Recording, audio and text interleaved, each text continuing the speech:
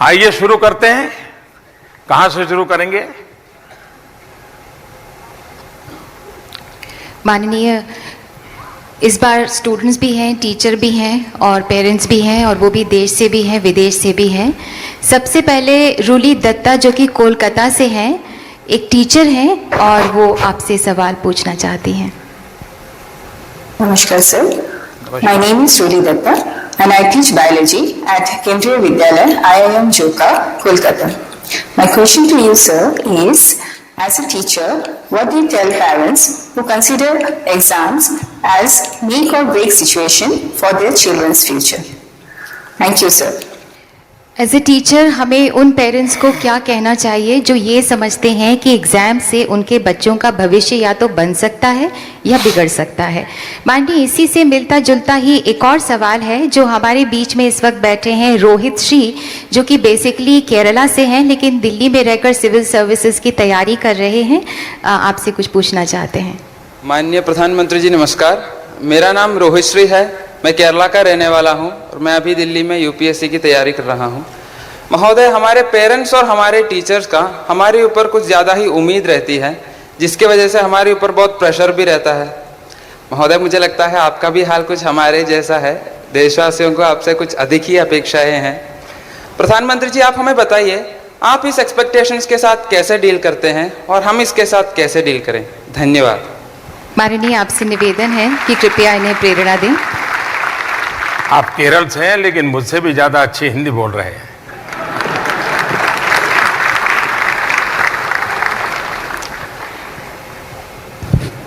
आप में से बहुतों को जब 10वीं या 12वीं कक्षा में जाते होंगे या फाइनल एग्जाम होगा, किसी को दिन में 10 बार सुनना पड़ता है, समझ नहीं आता है। दोस्तों के साथ टेलीफोन पर बैठे रहो, चलो कंप्यूटर छोड़ो, कुछ पढ़ाई करो। क्या कर रहे हो? ऐसा ही होता है ना? सच बताइए ना।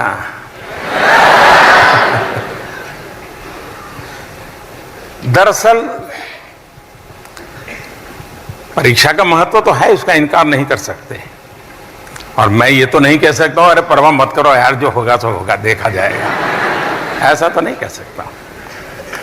लेकिन क्या ये परीक्षा जिंदगी की परीक्षा है क्या, कि उस क्लास की परीक्षा है?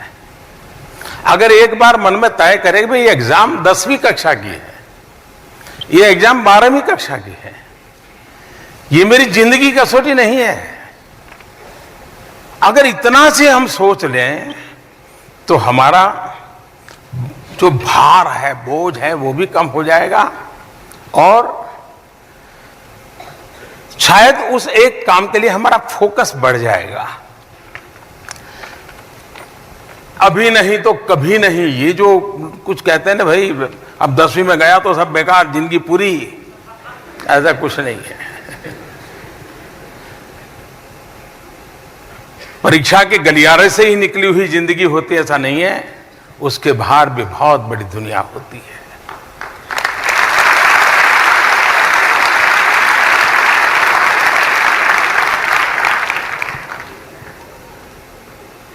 बहुत पहले मैंने एक कविता पढ़ी थी, उसमें एक बढ़िया वाक्य था।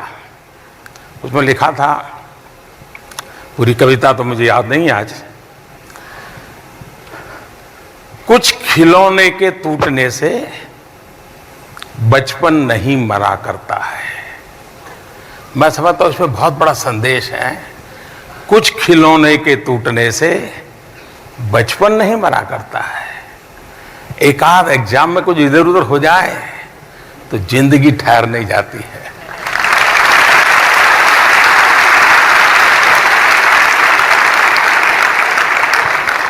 लेकिन जीवन में हर पल कसौटी होना बहुत जरूरी है। कसौटी हमें कसती है। कसौटी के से हम एक नई ऊर्जा प्राप्त करते हैं। हमारा जो भीतर की जो उत्तम से उत्तम विधा है वो प्रकट होने का अवसर होता है।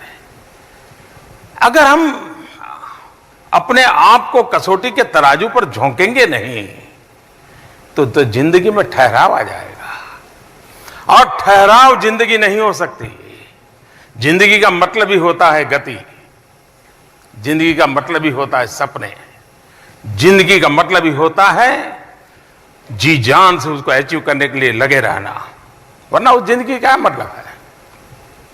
और दूसरी बात है प्रेशर। कभी कभी तो हम बालकों की मनस्थिति ऐसी होती है कि एक अवस्था में हम पहुंच जाते हैं कि माँ मम्मी पापा कुछ भी कहे तो मुझे लगता है ये मेरा बिगाड़ रहे हैं, मैं जो कर रहा हूं सही है, इनको कुछ समझ नहीं आती। ऐसा ही होता है ना, ये कुछ समझते ही नहीं है, ऐसा होता है ना। पहले हम, खास करके मैं स्टूडेंट से कहना चाहूंगा कि हम अपने माँ बाप जो कहते हैं उसको इमीडिएट रिएक्ट न करें, गौर से सुने। सुनते समय भी उनको लगना चाहिए कि आप अटेंटिव है, आपको अच्छा लग रहा है,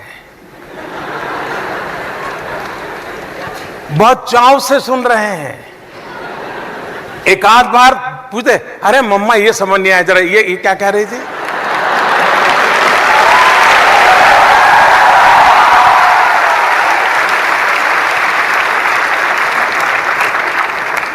एक बार इतना कर लीजिए, शाम होते होते मम्मा कहेगी कि बेटा सुबह मैंने बहुत कह दिया तुझे।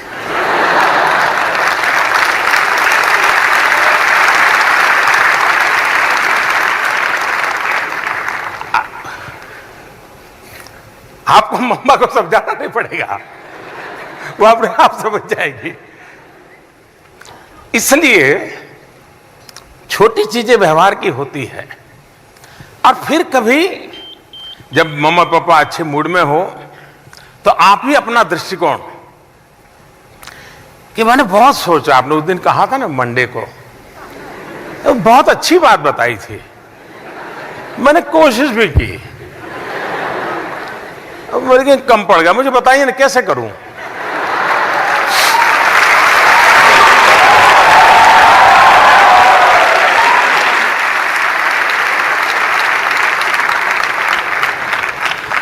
आपकी एग्जाम पूरी, उनकी एग्जाम शुरू।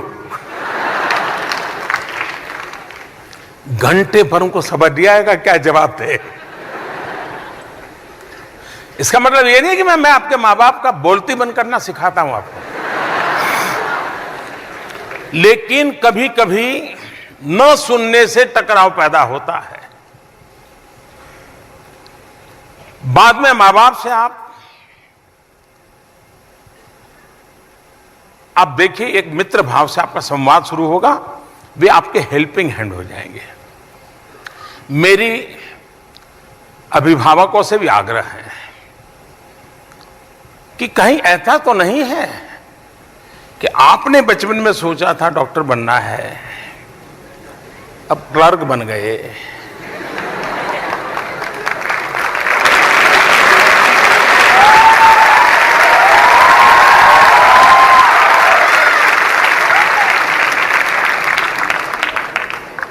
वो सारी सजा बच्चों पर दे रहे हो। वो मां बाप विफल है जो अपने जीवन की अधूरी चीजें अपने बच्चों पर थोप करके उनसे करवाने की कोशिश करते हैं। उन्होंने नहीं करना चाहिए। उसके भीतर जो पोटेंशियल है, जो सामर्थ्य है, उसको जानने पहचानने का प्रयास करना चाहिए। अच्छा, ऐसा नहीं है कि किसी माँ बाप को इसके लिए ट्रेनिंग की जरूरत होती है। आपने देखा होगा, घर में एक छोटा बच्चा होता है, वो उठ करके चलना सीखता है,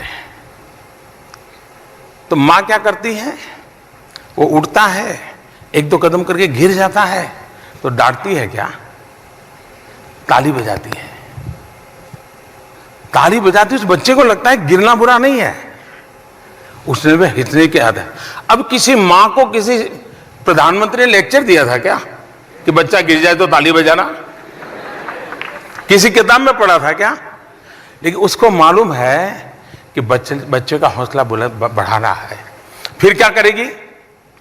3-4 कदम चलना सीखेगा तो माँ उसको कोई प्रिय चीज उसको लेकर के दूर खड़ी रहेगी और कहेगी आओ आओ आओ आओ आओ, है हटती जाएगी।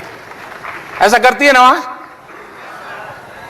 और बच्चे को भी करता है कि मैं जरा दौड़ करके ले आऊं, उसका हौसला बुलंद करती है माँ बाप। लेकिन ये सब ज्ञान होने के बाद, बचपन में सब किया होने के बाद भी एक स्थिति आने के बाद माँ का मन हो जाता है, बाप का मन हो जाता है बस अब तो वो तैयार हो गया, मुझे कुछ करने की जरूरत नहीं है। गलती वहीं से शुरू होती है। माँ बाप ने जीवन भर बच्चे को उसी रूप में देखना चाहिए, पुचकारना चाहिए, प्रोत्साहित करना चाहिए। अगर गिर भी जाता है तो हौसला बुलंद करना चाहिए। उसको नीचे गिरता हुआ देख करके उसको डांटते रहने से कोई परिवर्तन नहीं।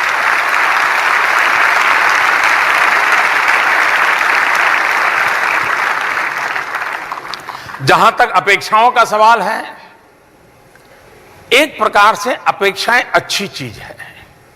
मैंने कहा ना, वो बालक को मां दूर रह करके दौड़ाती है, वो अपेक्षा है कि भाई आवश्यक होती है। और मैं, जैसे आपने प्रश्न पूछा, क्योंकि आप जगती है, अगर अपेक्षा ही नहीं होगी तो आप मुझे बताइए, एक पेशेंट हो जिसमें जीने की इच्छा ही ना हो, अब ठीक होने का मन ही न करता हो, ऐसा ही छोटा मृत्यु का इंतजार करना है, कितने ही बढ़िया से बढ़िया डॉक्टर ला दो, कितना ही बढ़िया से बढ़िया अस्पताल ला दीजिए, वो पेशेंट ठीक हो सकता है क्या? हो सकता है क्या? तो निराशा में कि गर्त में डूबा हुआ समाज या व्यक्ति या परिवार कभी किसी का भला कर सकता है? और इसलिए आशा और अपेक्षा ऊर्ध्व गति के लिए अनिवार्य होती है। और मैं, जैसे आपने प्रश्न पूछा, क्योंकि आप अब आईएएस बनना चाहते हैं तो आपके मन में यह सवाल स्वाभाविक था। यह बहुत स्वाभाविक है कि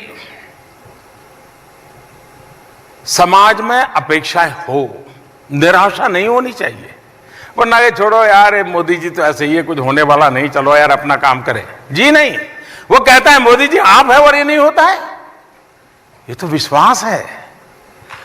मैं तो चाहता हूं, लोग कहते हैं कि मोदी ने बहुत एस्पिरेशन जगा दिए, मैं तो चाहता हूं 125 करोड़ देशवासियों के 125 करोड़ एस्पिरेशन होने चाहिए, उसको उजागर करना चाहिए, देश तभी चलता है।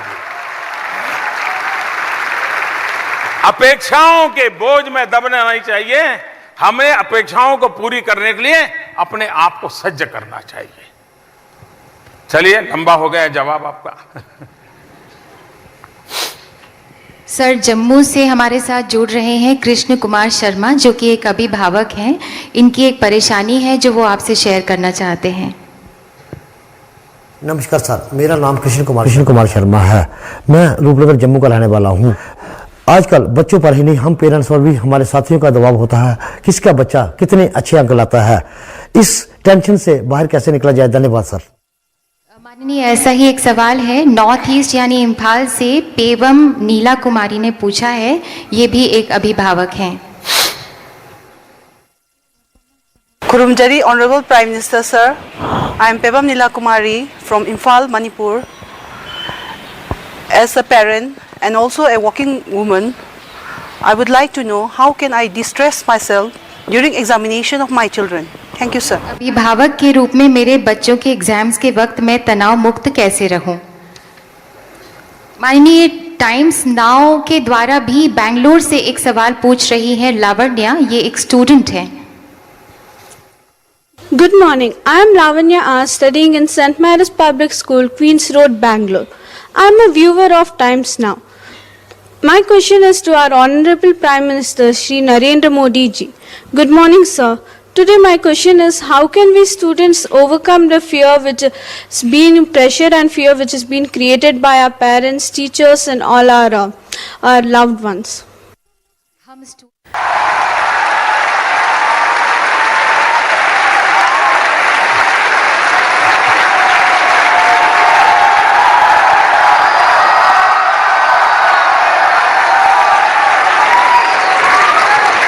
या तो फ्रंट लाइन वाला होगा।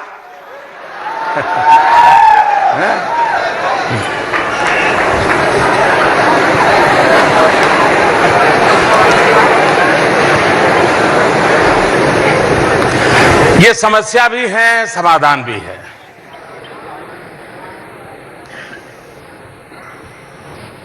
हम ये चाहें कि हमारे बच्चे टेक्नोलॉजी से दूर चले जाएं, फिर तो वो एक प्रकार से अपने सारी जिंदगी से एक प्रकार से पीछे की तरफ जाना शुरू होगा, और इसलिए उसको ये टेक्नोलॉजी के संबंध में प्रोत्साहित करना चाहिए। लेकिन उस टेक्नोलॉजी का क्या उपयोग करता है,